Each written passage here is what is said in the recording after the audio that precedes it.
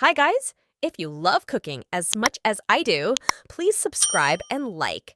My dream is 1,000 subscribers.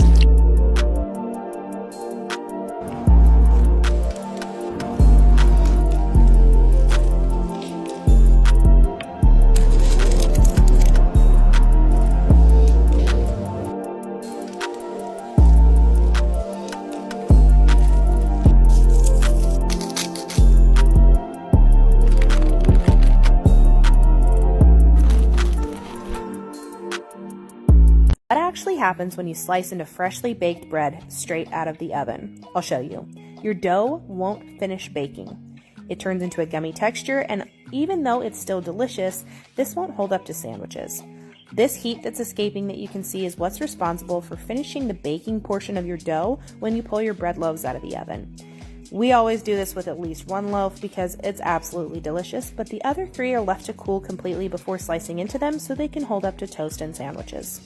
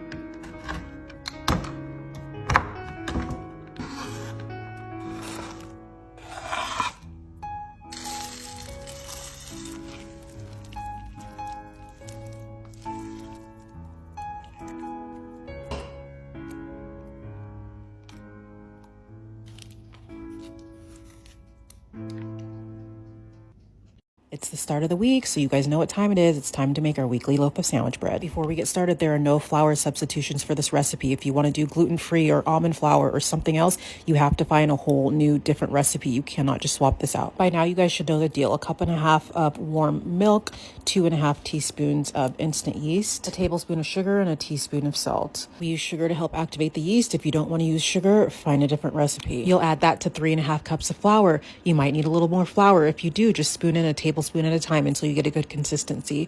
You're going to add 2 tablespoons of room temperature butter. Knead the dough for 5 minutes in the KitchenAid or 10 minutes by hand. Let the dough rest until it doubles in size. Do one pass of rolling the dough out, and then you're going to roll the dough onto itself just like you're rolling up a burrito. You guys, stop asking me why we have to roll it. Just roll it. Follow the recipe. I promise you it works. Put it in your pan, let it rise a second time until it doubles in size again. You guys, the pan is in my bio. Please don't ask me a million times in the comments where you can get the pan. It's in the bio. Bada boom, bada bang, fresh sandwich bread.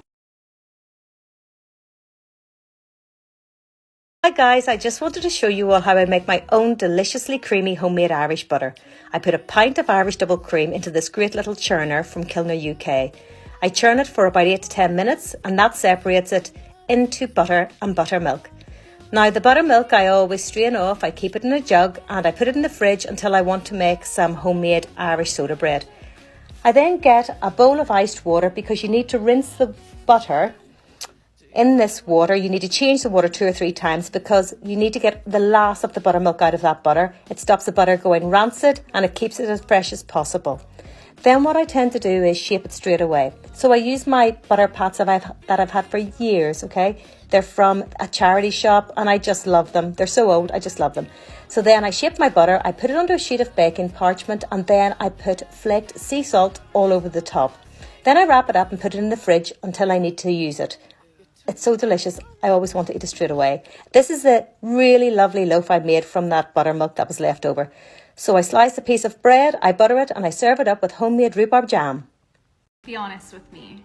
Do you think this is a weird gift to give our neighbors? We just moved into a brand new neighborhood and we haven't really introduced ourselves. We've been here for like 3 weeks now and we do the awkward like wave, but we don't say anything. And I feel like we need to introduce ourselves. I baked a homemade loaf of sourdough. This cute little bag I got on Amazon. They're so adorable. And then I also printed out, I need to like block off.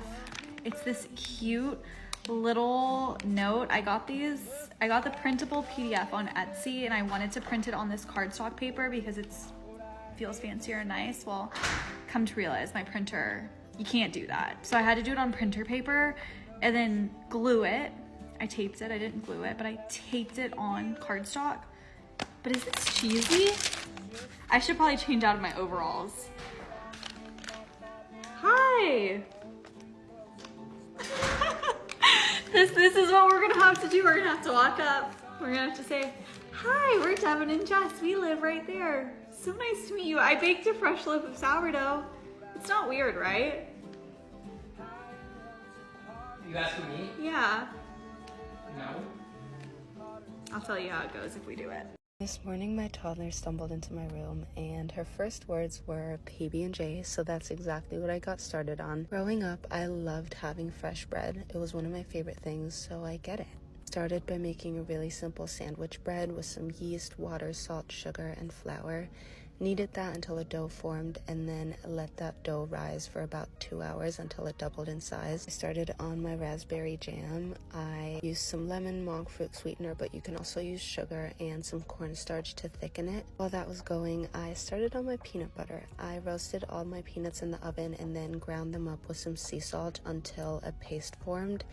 You can definitely add honey to this if you want to. I didn't today because the jelly would be quite sweet. So by this time my bread was doubled in size, so I punched it to release all the air and then split it in 2. Rolled that out and then folded that over to fit in my loaf pans. I let that rest for another 30 minutes to about an hour until it looked like a decent size in my loaf pan, and then I popped that in the oven and it came out so perfectly brown, soft in the middle. I was so excited, I couldn't wait, so I definitely sliced it a little too early. My daughter requested a mini PB&J, so I cut the bread down and spread it with my peanut butter and jelly, cut it diagonally, and this was really good. She ended up having a few of them and wanted more. much does a cake cost to make? When I was in high school, I used to work in a grocery store bakery, and I used to think that cakes were the most overpriced thing that you could buy at a grocery store. But now, 10 years later, I'm making cakes on my own, and I did not realize how wrong I could have been. So I'm going to break down how much it costs for me to make a cake. For this example, I am making a 8-inch 3-layer chocolate heart cake with a strawberry compote filling and Swiss meringue buttercream. Now, I do try and save money where I can by shopping deals, using coupons, buying in bulk, but some things are really hard to find cheap, like butter, which the cheapest I can get is $5 a pound.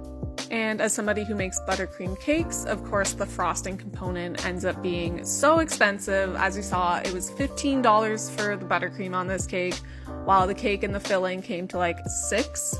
But it's just something that bakers kind of have to come to terms with, and it is something that I do factor into the prices that I set for my cakes. So taking all of that into consideration, this cake cost me $27.79 to make. This is only the price for the materials and does not include the cost of my labor or any overhead, meaning that this is not the price that I sold the cake for. And before I tell you how much this cake was priced at, I would love to know in the comments how much you think this cake is worth.